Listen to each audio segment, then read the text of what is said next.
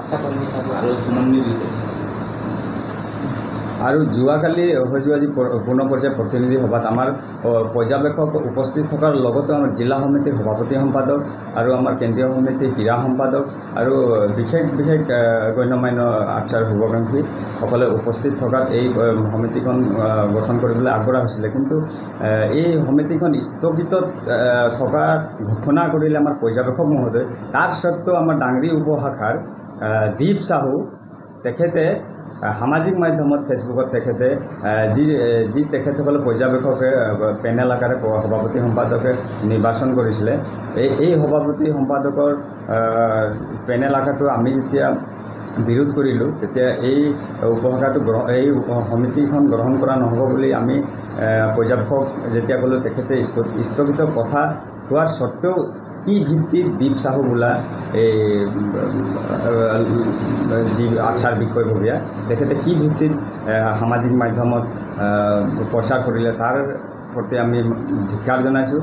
তেনেকুৱা ছাত্ৰ সংগঠন কৰিব অহা তেখেতে ৰিমট হিচাপে কাৰোবাৰ যে চলিব পৰাত আমি মানে দুখ প্ৰকাশ কৰিছোঁ আৰু এনেকুৱা ব্যক্তিক যাতে সংগঠনক স্থান নিদিয়াটো আমি ভাবোঁ আৰু সেইটো আমাৰ একদম স্পষ্ট কথা আৰু এইটো যাতে কেন্দ্ৰীয় সমিতিত নজৰ ৰখা দৰকাৰ।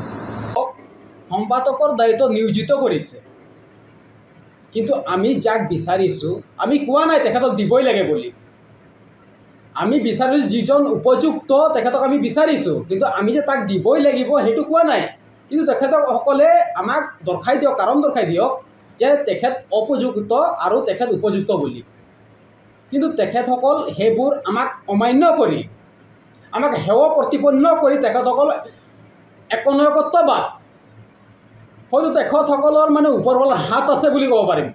বিশেষকৈ ওপৰৱালাৰ হাত, ওপৰৱালাৰ কথাই বেলেগ। ধন্যবাদ জনাইছোঁ, যিহেতু অসম চাহ জনজাতি ছাত্ৰ সন্থা তালা ভাষা সমিতিৰ যি দশম দ্বিবাৰ্ষিক পূৰ্ণ পৰ্যায়ৰ সভাৰ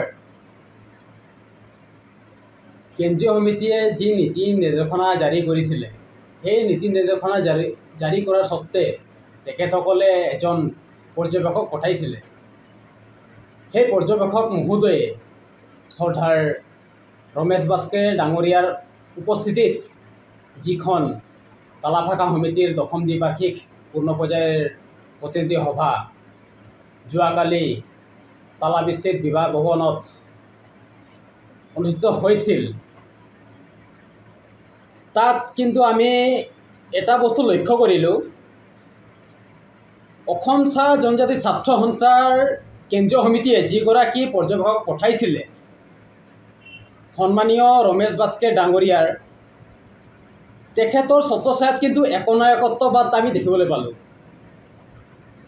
যাৰ পৰিপ্ৰেক্ষিতত তালা ভাষা সমিতিখন কিন্তু পূৰ্ণাংগ সমিতি এখন গঠন নহ'ল। আপোনালোক সকলো জ্ঞাত, তালা ভাষা সমিতিৰ এখনি গৰিমা আছে। ঐতিহ্যমণ্ডিত তালা ভাষা সমিতিৰ যি ইতিহাস জড়িত হৈ আছে, সেই ইতিহাসক কিছুমান মানুহে কালিমা সানিবলৈ বিচাৰিছে, তাক কিন্তু আমি সহজে ল'ব পৰা নাই, যাৰ বাবে কালিৰ পূৰ্ণ পৰ্যায়ৰ সভাখনি স্থগিত ৰাখিবলৈ পৰ্যবেক্ষক মহোদয় বাধ্য হ'ল। আমি স্পষ্টভাৱে এটা কথা সুধিব বিচাৰোঁ, শ্ৰদ্ধাৰ ধীৰাজ গোৱালা ডাঙৰীয়া, শ্ৰদ্ধাৰ জগদীশ বৰাই ডাঙৰীয়া তথা যিসকল তালাপৰ সুদূৰ টিপুকৰ পৰা শদিয়াৰ যিসকল আৰ্চাৰ কৰ্মী প্ৰাক্তন, যিসকল আৰ্চাৰ শুভাকাংক্ষী, তেখেতসকল অৱগত তালা ভাষাৰ মান মৰ্যাদা, তালা ভাষাৰ গৰিমা কি। যিকোনো খবৰৰ বাবে যোগাযোগ কৰক 7099017330 লগতে 7099017110 নম্বৰত।